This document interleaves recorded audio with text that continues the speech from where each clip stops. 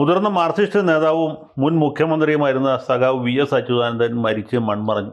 അദ്ദേഹത്തിൻ്റെ ഭൗതിക ശരീരം വലിയ ചുടുകാട്ടിൽ കൊണ്ടുവന്ന് പാർട്ടി സഖാക്കളുടെയൊക്കെ സാന്നിധ്യത്തിൽ ദഹിപ്പിക്കുകയും ചെയ്തു. ഇനിയിപ്പോൾ മറ്റ് ചടങ്ങുകളൊക്കെ വീട്ടുകാരെ ആലോചിച്ച് ചെയ്തു. നമ്മുടെ പാർട്ടിക്കാരും അതുപോലെ അനുഭാവികളും സാംസ്കാരിക നായകരുമൊക്കെ വി.എസിനെ കുറിച്ച് ഓർത്ത് ഇങ്ങനെ വിലാപം തുടരുകയാണ്.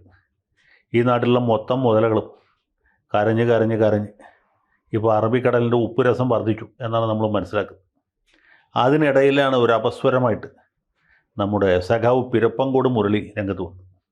മുരളി സഖാവ് പറയുന്നത് സംസ്ഥാന സമ്മേളനത്തിൽ ഒരു ചെറുപ്പക്കാരൻ്റെ പേര് പുള്ളി പറഞ്ഞില്ല, ഒരു ചെറുപ്പക്കാരൻ സഖാവ് വി.എസ്. അച്യുതാനന്ദന് ക്യാപിറ്റൽ പണിഷ്മെൻറ്റ് കൊടുക്കണം എന്നാവശ്യപ്പെട്ടു എന്നുള്ളതാണ്. ഇത് ആ സമയത്ത് തന്നെ വലിയ ചർച്ചയായതാണ്. ഞാനൊരു ടെലിവിഷൻ ചാനലിൽ ചർച്ചയിൽ പങ്കെടുത്തുകൊണ്ട് ഈ ചെറുപ്പക്കാരൻ്റെ പേര് പറയാൻ മാത്രമല്ല, സാധാരണ കുരങ്ങൻ പരിണമിച്ച് മനുഷ്യനായി എന്ന് കേട്ടിട്ടുണ്ട്, പക്ഷേ മനുഷ്യൻ പരിണമിച്ച് കുരങ്ങനായ ആദ്യത്തെ ഉദാഹരണം ഇദ്ദേഹമാണ് എന്നൊക്കെ പറയുകയും ചെയ്തു. അദ്ദേഹം അപ്പോൾ തന്നെ ആ ടി വിയിൽ പ്രത്യക്ഷപ്പെട്ടു. പുള്ളി അങ്ങനെ പറഞ്ഞിട്ടില്ല, പുള്ളി അങ്ങനെ പറയുകയില്ല എന്നാണ് പറഞ്ഞത്. പുള്ളി പറഞ്ഞ സ്ഥിതിക്ക് നമുക്കത് വിശ്വസിക്കാതെ വേറെ മാർഗ്ഗമില്ല. കാരണം നമ്മളാരും സംസ്ഥാന സമ്മേളനത്തിനുണ്ടായിരുന്നില്ല, പ്രതിനിധിയുമായിരുന്നില്ല, സംസ്ഥാന കമ്മിറ്റി അംഗവുമായിരുന്നില്ല. അപ്പോൾ സ്വാഭാവികമായിട്ട് അദ്ദേഹം പറഞ്ഞതാണ് ശരി എന്ന് വേണം വിചാരിക്കാൻ. മാത്രമല്ല, പുള്ളി ഇവിടെ തൃപ്പൂണിത്തുറയിൽ ഇലക്ഷൻ മത്സരിച്ചപ്പോൾ സഖാവ് വി.എസ്. അച്യുതാനന്ദനെ അവിടെ കൊണ്ടുവന്ന് പ്രസംഗിപ്പിച്ചു എന്ന് മാത്രമല്ല, വി.എസും ഇദ്ദേഹം കൂടി നിൽക്കുന്ന പടം വീടാന്തരം എത്തിച്ചു കൊടുത്തു. എൻ്റെ ഭാര്യയുടെ വീട് തൃപ്പൂണിത്തുറ മണ്ഡലത്തിലാണ്, അവിടെയും കിട്ടി ഈ പടം. അപ്പോൾ അതുകൊണ്ട് പറയാം, അപ്പോൾ അദ്ദേഹത്തെ നമുക്കങ്ങനെ കുറ്റപ്പെടുത്താനായിട്ട് പ്രത്യേകിച്ച് കാര്യമൊന്നുമില്ല. അല്ലെങ്കിൽ തന്നെ കുറ്റപ്പെടുത്താൻ എന്തുകൊണ്ട്? പുള്ളി പിണറായി സഖാവിനെ പ്രീതിപ്പെടുത്താൻ വേണ്ടി അങ്ങനെ പറഞ്ഞു എന്ന് മാത്രമേ ഉള്ളൂ. അല്ലാണ്ട് വി.എസ്. അച്യുതാനന്ദനോട് മൂപ്പർക്ക് പ്രത്യേകിച്ച് എന്തെങ്കിലും വിരോധമോ വിദ്വേഷമോ മറ്റെന്തെങ്കിലും ഉണ്ടോ? ഇല്ല. അവർ തമ്മിൽ വ്യക്തിപരമായിട്ടൊരു തർക്കമില്ല. പ്രത്യയശാസ്ത്രപരമായിട്ട് ചില പ്രശ്നങ്ങളുണ്ട്. അതിപ്പോൾ പ്രത്യയശാസ്ത്രവും വ്യക്തിപരവുമാണ് എന്ന് നമുക്ക് കരുതി സമാധാനിക്കാൻ മാർഗവും. പിന്നെ ഈ ക്യാപിറ്റൽ പണിഷ്മെൻറ്റ് എന്ന് പറഞ്ഞാൽ തന്നെ എന്താണ് എന്നുള്ളത് തർക്ക വിഷയമാണ്. കേൾക്കുന്നവർ വിചാരിക്കും ക്യാപിറ്റൽ പണിഷ്മെൻറ്റ് എന്ന് വെച്ചാൽ വിചാരണ ചെയ്ത് തൂക്കിക്കൊല്ലുന്നതിനാണ് ക്യാപിറ്റൽ പണിഷ്മെൻറ്റ്, വധശിക്ഷ എന്ന അർത്ഥമാക്കുന്നത്. പാർട്ടിക്കാരുടെ ഭരണഘടന അനുസരിച്ച് ഏറ്റവും വലിയ തെറ്റ് പാർട്ടിക്കെതിരെ പ്രവർത്തിക്കുക എന്നുള്ളതാണ്. ഏത് സാഹചര്യത്തിലും പാർട്ടിയുടെ നയവും സമീപനവും ഉയർത്തിപ്പിടിക്കാൻ സഖാക്കൾ ബാധ്യസ്ഥരാണ് എന്ന് ഭരണഘടനയിൽ പറഞ്ഞിട്ടുണ്ട്. അങ്ങനെ അതിന് വിരുദ്ധമായി പ്രവർത്തിക്കുന്ന ആളുകൾക്ക് പല ശിക്ഷകളും പറഞ്ഞിട്ടുണ്ട്. അതിൽ ഏറ്റവും കൂടിയ ശിക്ഷ എന്ന് പറഞ്ഞാൽ പാർട്ടിയുടെ പ്രാഥമിക അംഗത്വത്തിൽ നിന്ന് പുറത്താക്കുന്നതാണ്. അപ്പോൾ ഇതാണ് അദ്ദേഹം ക്യാപിറ്റൽ പണിഷ്മെൻറ്റ് എന്നതുകൊണ്ട് ഉദ്ദേശിച്ചത്. അല്ലാണ്ട് 51 വെട്ടുവെട്ടി അച്യുതാനന്ദനെ കൊല്ലണമെന്നല്ല. ഇത് തെറ്റിദ്ധരിച്ചിട്ട് പലരും അച്യുതാനന്ദനെ കൊല്ലണം, അല്ലെങ്കിൽ തൂക്കി കൊല്ലണം, വെടിവെച്ച് കൊല്ലണം, അല്ലെങ്കിൽ 51 വെട്ടുവെട്ടി കൊല്ലണം എന്ന അർത്ഥത്തിലാണ് പുള്ളി പ്രസംഗിച്ചത് എന്ന് തെറ്റിദ്ധരിച്ചു. അങ്ങനെയല്ല. മാത്രവുമല്ല, ചിലരെങ്കിലുമൊക്കെ ഈ കൊറിയൻ മാതൃക എന്ന് പറഞ്ഞപ്പോൾ സഖാവ് കിം ജോങ് ഉൻ അദ്ദേഹത്തിൻ്റെ ഒരമ്മാവനെ വെട്ടി പട്ടിക്ക് തിന്നാൻ കൊടുത്തു എന്നൊരു കഥയുണ്ട്. അപ്പോൾ അതുപോലെ എന്തോ കൂടി ഇദ്ദേഹം ഉദ്ദേശിച്ചു എന്നും ജനങ്ങൾ തെറ്റിദ്ധരിച്ചു. അത് ജനങ്ങളുടെ കുറ്റമാണ്, പുള്ളിയുടെ കുഴപ്പമില്ല. പുള്ളി താത്വികനാണ്, പരന്ന വായനയുള്ള ആളാണ്, ചിന്തകനാണ്, ബുദ്ധിജീവിയാണ്, പണ്ഡിതനാണ്. അപ്പോൾ അങ്ങനെ ആരും തെറ്റിദ്ധരിക്കേണ്ട ആവശ്യമില്ല. പക്ഷേ ഈ പിരപ്പങ്കോട് മുരളി അനാവശ്യമായിട്ട് ഇങ്ങനൊരു പരാമർശം നടത്തി അത് മാധ്യമങ്ങൾ ഏറ്റുപിടിക്കും. ഈ ചെറുപ്പക്കാരനെ മറ്റു തരത്തിൽ ആക്ഷേപിക്കാനും അവഹേളിക്കാനും കുറ്റപ്പെടുത്താനും കാത്തു നിന്ന് ഒരുപാട് പേർക്ക് ഇതോട് വലിയ സന്തോഷമായി. അപ്പോൾ അങ്ങനെ ഒരു പ്രതിസന്ധി നിൽക്കുമ്പോഴാണ് പിരപ്പങ്കോട് മുരളി അദ്ദേഹത്തിൻ്റെ ഇറങ്ങാൻ പോകുന്ന പുസ്തകത്തിൻ്റെ ചെലവിന് വേണ്ടിയിട്ടാണ് ഇതുപോലത്തെ ഗുണ്ടടിച്ചത് എന്ന് ഗോവിന്ദൻ മാഷ് ന്യായീകരിച്ച് കയ്യും കഴുകി നിൽക്കുമ്പോഴാണ് ദേ വരുന്നു ഇടതുവിങ്ങിൽ നിന്ന് ആപൽക്കരമായൊരു മുന്നേറ്റം. ഇത്തവണ ഫോർവേഡ് പിരപ്പങ്കോട് മുരളിയല്ല, സുരേഷ് കുറുപ്പാണ്. സുരേഷ് കുറുപ്പ് വിദ്യാർത്ഥി രംഗത്ത് നിന്ന് വന്ന ആളാണ്. CMS കോളേജിൽ ചെയർമാനായിരുന്നു, പിന്നീട് യൂണിവേഴ്സിറ്റിയുടെ കൗൺസിലറായിരുന്നു, അത് കഴിഞ്ഞ് കേരള യൂണിവേഴ്സിറ്റിയുടെയും ചെയർമാനായിരുന്നു. നന്നേ ചെറുപ്രായത്തിൽ ഇന്ത്യൻ പാർലമെൻറ്റിലേക്ക് ജയിച്ച ആളാണ്. പിന്നെ പലതവണ ജയിച്ച് പാർലമെൻറ്റിൽ പോയ ആളാണ്. 2 തവണ കേരളത്തിൽ നിയമസഭാംഗമായിരുന്ന ആളാണ്, മന്ത്രി ആകുമായിരുന്ന ആളാണ്, മന്ത്രി ആയില്ല. അങ്ങനെയുള്ള കുറുപ്പിനെ കുറിച്ച് നമുക്കൊക്കെ വലിയ മതിപ്പാണ്. അദ്ദേഹം സൗമ്യനാണ്, സ്നേഹസമ്പന്നനാണ്, സുസ്മേരവദനാണ്, സഖാക്കൾക്ക് പതിവുള്ള മസിൽ പിടുത്തം ഇല്ലാത്ത ആളാണ്. ആ കുറിപ്പ് ഒരു കുറിപ്പ് എഴുതി മാതൃഭൂമി പത്രത്തിൽ കൊടുത്തു. മാതൃഭൂമിയുടെ വാരാന്ത പതിപ്പിൽ അത് അച്ചടിച്ചു.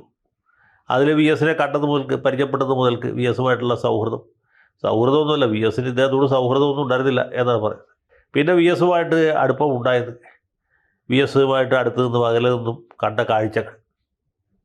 ആ കൂടുതൽ പറയുന്നത് ആലപ്പുഴ സംസ്ഥാന സമ്മേളനത്തിൽ ഒരു കൊച്ചു പെൺകുട്ടി വി എസിന് ക്യാപിറ്റൽ പണിഷ്മെൻറ്റ് കൊടുക്കണം എന്ന് പ്രസംഗിച്ചപ്പോൾ അവിടെ നിന്ന് അദ്ദേഹം ആരോടൊന്നും പറയാതെ ആരുടെ നേർക്ക് നോക്കാതെ തല ഉയർത്തിപ്പിടിച്ച് സ്വന്തം വീട്ടിലേക്ക് പോയി എന്ന്.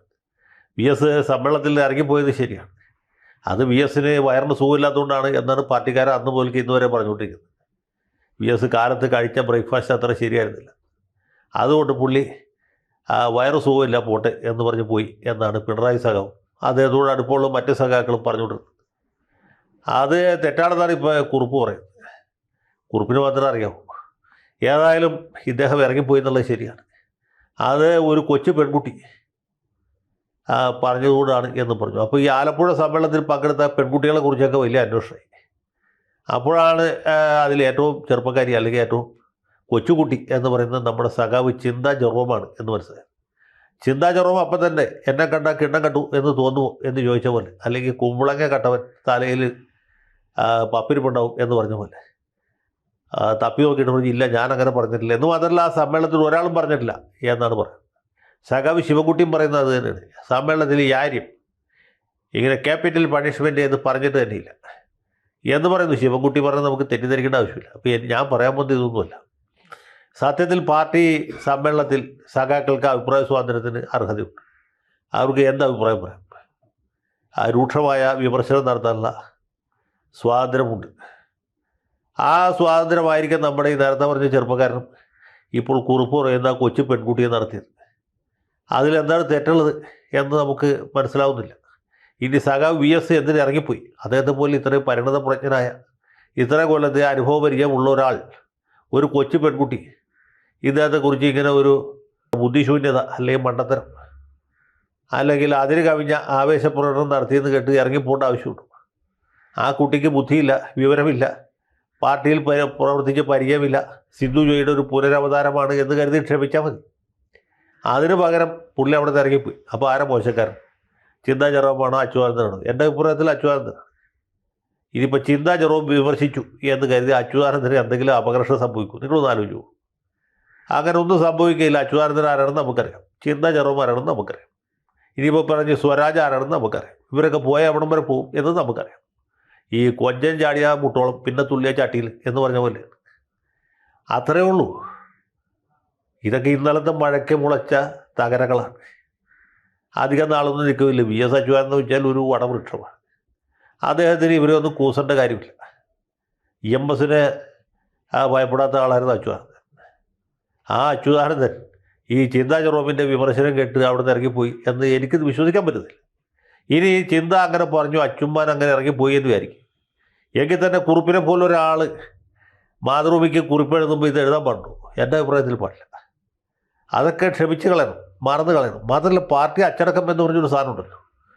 പാർട്ടി ഫോറത്തിൽ നടന്ന വിമർശനം പുറത്ത് പറയുന്നത് ശരിയല്ല.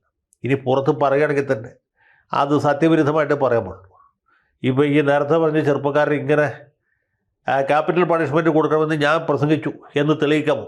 നിങ്ങളതിൻ്റെ വോയിസ് റെക്കോർഡോ അല്ലെങ്കിൽ ദൃശ്യങ്ങളോ ഹാജരാക്കാമോ എന്ന് TV-യിൽ വെല്ലുവിളിച്ചതിൻ്റെ പിറ്റേ ദിവസം രാവിലെ സമ്മേളനത്തിൽ പങ്കെടുത്തുകൊണ്ടിരുന്ന ഒരു പ്രതിനിധി എന്നെ വിളിച്ചിട്ട് പറഞ്ഞു, ഇവർ ഇത്ര ക്യാമറയാണെന്ന് ഇപ്പോഴും മനസ്സിലായി, പ്രസംഗിച്ചപ്പോൾ ഇത്ര ഉണ്ടാവും വിചാരിച്ചില്ല, അപ്പം തന്നെ TV-യിൽ വന്ന് നിഷേധിക്കുകയും ചെയ്തല്ലോ എന്ന്.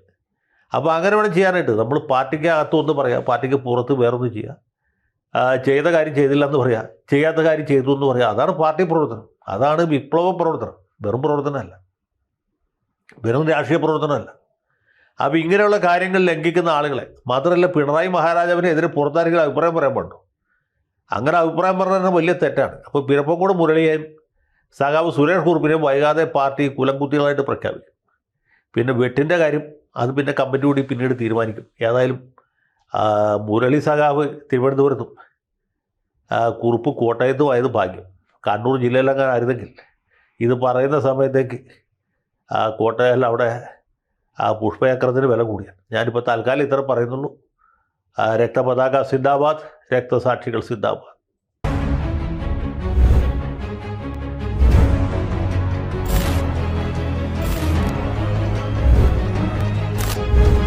കൂടുതൽ വാർത്തകളും വിശേഷങ്ങളും നിങ്ങളിലേക്ക് എത്താൻ ABC മലയാളം സബ്സ്ക്രൈബ് ചെയ്യുക, ബെൽബട്ടനും അമർത്തുക.